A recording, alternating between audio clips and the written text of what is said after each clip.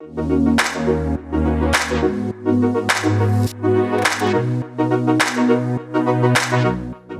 to our Back to the Future interview series. In this series, we are interviewing insights leaders from around the world and from different industries.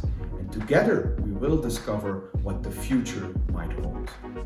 Today, my colleague Stijn is interviewing Tiina. And Tiina is a very experienced insight leader in the world of fast-moving consumer goods in the Australian market.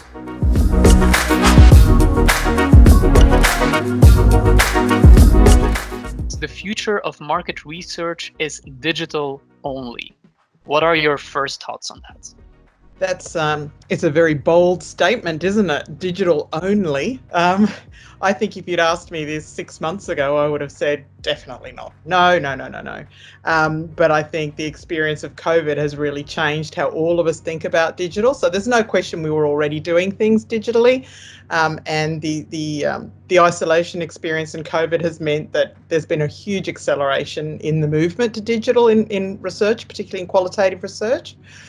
But will it only be digital in future? I'm not so sure about that. I still think that there is a space for real personal face-to-face interaction, particularly in some areas of social research. I think that will be important.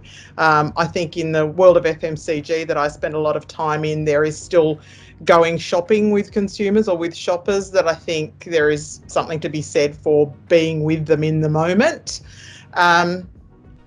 And then just from from an insights professional point of view, the importance of building consumer connection and empathy between your marketing teams and consumers. I think, it's one thing to talk online or to talk on the phone, but when you can be in a room with somebody, it's a different type of conversation, I think. So look, there's no doubt there's more digital now, and it's been hugely accelerated, and it will continue into the future. But will it be only? I'm not sure. Not in the foreseeable, short, medium term, anyway. Yeah, and on the empathy part, that's an interesting point that you make there.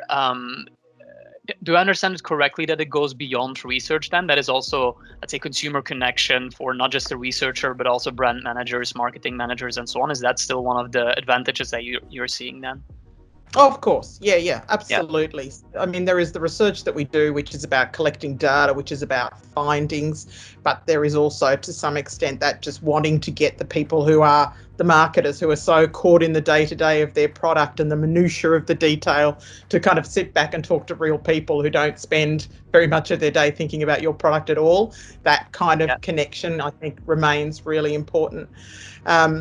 I think the other thing that's going to be interesting to watch is how qualitative research evolves in this kind of digital environment, because a lot of it has to date been very much in that, bulletin board community type environment, which has been fantastic.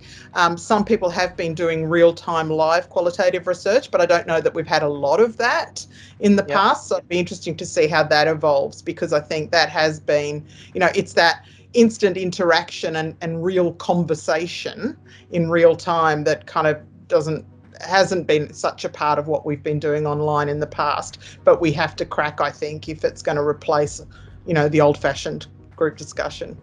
Yeah, definitely. Interesting space to watch for sure.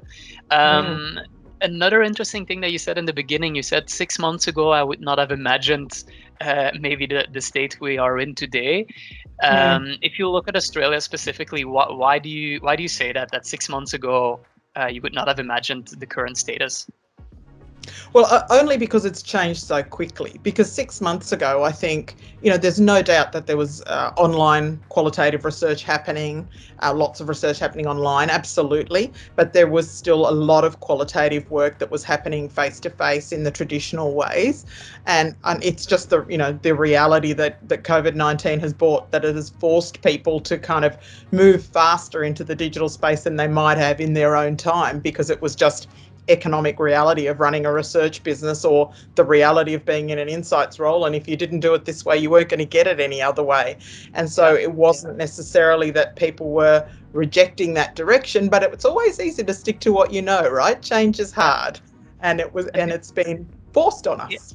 Yeah, and change is hard indeed. Do you think that people are gonna change back, like in a few months' time, or do you think this is a new habit that might stick? I think it's a little bit of both, Stan. I think there will be people, um, there will be people going back to face qual again, and there will be good reasons for doing that. But I think having jumped the hurdle of trying it out Yeah, and doing it during this period, it would be much easier to do it again. And yeah, the extent to which there were people who hadn't really played in this space and agencies might have been reluctant to try and, push that point too hard. I think that's all going to be so much easier now. And I think, when you realise that you don't have to get in your car and drive to some venue and, you can just, log in from the privacy of your own home or whatever, and all the convenience that comes with this world, I think it won't be that hard to get people into this space. I believe so too. So maybe quickly wrapping up this first point, we do believe there is a digital future, but not 100%. And there will still be place for some offline qual as well, depending on the type of task, the topic discussed, and especially also that empathy, that consumer connection that is still important from time to time. But definitely interesting to see how quickly things have evolved and how quickly people have adopted this new way of working. So that was our first point. Yeah, exactly. A second point that we were going to talk about today is the rise of DIY.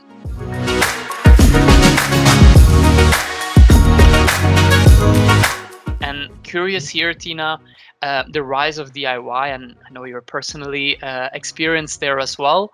But do you think that COVID-19 has led to more, let's say, in or outsourcing of research tasks? Does it have any impact on the whole DIY trend? Or what's your opinion on that? From my perspective, I don't think those two things are linked at all. I mean, the interest in DIY predates COVID by a long way, and has, I think, been something that's really been prompted by two things. One is a lack of budget, or a reduction in budgets, and so needing to look for ways to make things cheaper, to do research cheaper, and then, of course, the flexibility piece. I mean, if I've got access to a platform and I can write a survey right now and launch it right now, the ability, with all due respect, to cut out the agencies saves me a lot of time, right? So that, I think flexibility and cost are things that have always been issues. The only link to COVID-19 for me in this piece is that it is, if it's not already causing a recession, it's about to, and the extent to which that puts increasing pressure on budgets, that will help, the DIY path, further along. Yeah. And could that have an impact in both ways? You're saying impact on budgets. I can imagine in some companies that might mean that you have to do more yourself. In other companies, that might mean that the insights team becomes smaller and you might not have the time to do everything yourself. How do you see that exactly? Look, that could happen. So for companies that reduce budget but not people, they head to DIY. For companies that reduce people, maybe you do more full service. But in my experience, when companies cut budget, they look to cut both people and budget. And so, but yes, I mean there has to be some opportunity in there for outsourcing more as well. And when you're talking DIY out of your own experience, is that for all types of research, all kinds of research questions, or do you do that for specific things? Or? For me, DIY is it's an opportunity to do more with less. So DIY research doesn't replace everything that we did before, and having our own DIY platform doesn't mean that everything we used to do in full service we now do ourselves. Absolutely not. I'm not interested in the complexities of running my own tracking study. I'm not interested in trying to do a strategic choice model or any of those sort of things. For me, a DIY platform is an incremental cost, but the return on investment is huge because you end up doing a lot more things that you wouldn't have paid an agency to do for you, under your normal budget. You can run your own qualitative exercise on something that's important to you, but not important enough to pay $30,000 for. So in that sense, it is incremental work, but you're getting so much more per dollar for what you're doing. The other thing that it does is it means that because you're doing more things, your ability to bring research into the day-to-day with your marketing team or your innovation team to really make it part of the regular conversation and the regular thinking as they're working into real-time decision making, that is fantastic. Yeah. So in a way, you could say that DIY component almost brings the consumer closer to the business and almost improves, let's say, the consumer centricity then. Or is that a bridge too Not far? almost. It does.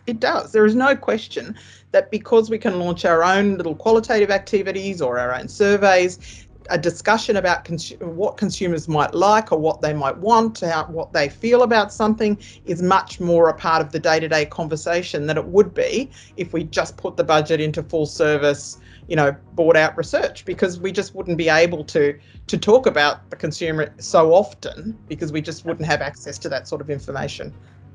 Yeah, really interesting. So indeed, not an immediate link to COVID-19, or at least not the start of DIY.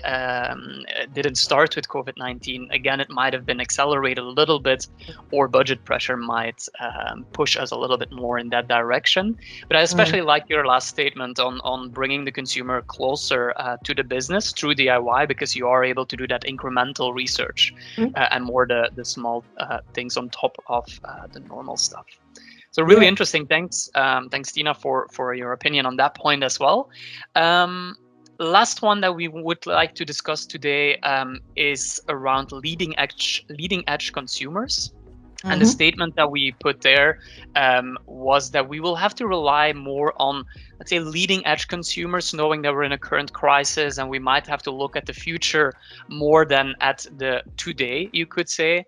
And one of the statements was we have to connect to those leading edge consumers to help us prepare for the future.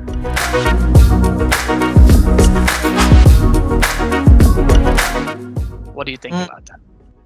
I find this statement a very interesting one because the notion of a leading edge consumer sounds like there's some sort of super consumer who's better able to predict the future than the other ones, which I don't think is the intent of your statement, but that's kind of how it sounds. And I don't think those people exist. I think what's interesting about this whole idea is that, the need to look at trends, to look at how things are evolving, to try and forecast into the future, not just kind of talk about what's happening now or what happened before, is, hugely important if we can do those things. I mean, they've never been easy, but they're very useful, particularly if you're thinking about innovation. And it's always been hard. But what happens when you're in an environment where things are incredibly uncertain right now within the business, where there might be pressure on budgets, we're not certain about how certain projects might go when you take it to the trade, you're not quite sure what's happening or how those things are evolved, you become very now centric. And when budgets are tight, you become very now centric. We have to spend the money on the things that we now are important now and we must have now, the decisions we have to make now. And that doesn't mean that looking into the future is no longer important, but it means that you tend to not spend so much on that kind of bigger picture, forward future thinking.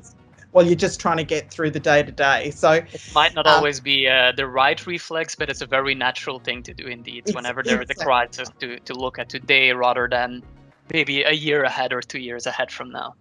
Yeah, exactly right. And the other thing that's interesting is that because we're looking forward into a recessionary future, what it is actually causing is, the companies that I work with to actually look backwards, not forwards, because they feel like the clues are in the past. Because if we're moving into recession, then let's go back. What happened in the early 90s? What happened, in the previous recessions? How did people respond in our category? How did that affect what retailers were doing? So it's almost like a sense that, the clues for what's coming in the immediate future are actually sitting in the past rather than looking at trends. That sort of looking at trends and where categories might go into the future is more about innovation, I guess.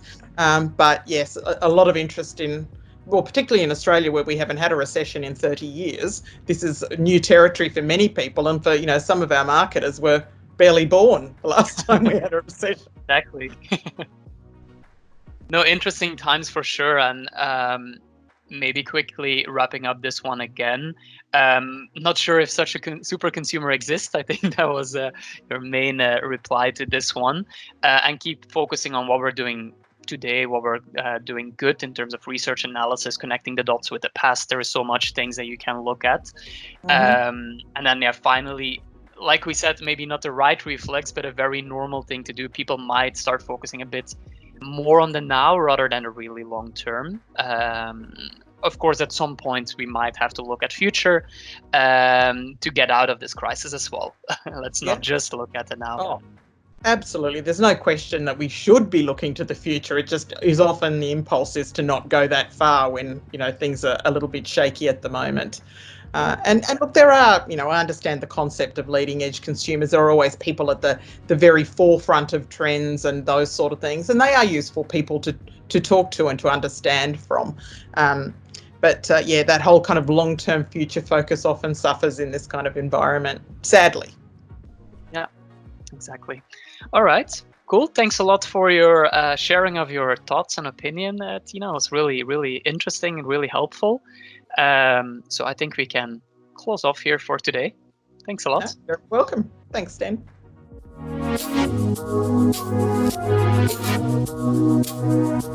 COVID-19 has clearly led to an acceleration in the usage and adoption of digital market research. Lots of researchers were forced to try it, to experiment with it, and they discovered how effective and efficient it can be. On top of that, the upcoming recession will probably cause budget pressure and will lead to an acceleration in the adoption of DIY research. Which means that in the future, a lot of the tactical questions, the day-to-day questions that marketeers have will be answered by making use of technology platforms without the interference of an agency. This will make that more of those day-to-day questions that otherwise would stay unanswered will now find an answer. And it will lead to an acceleration in customer centricity. It will bring marketeers and the business closer to consumers.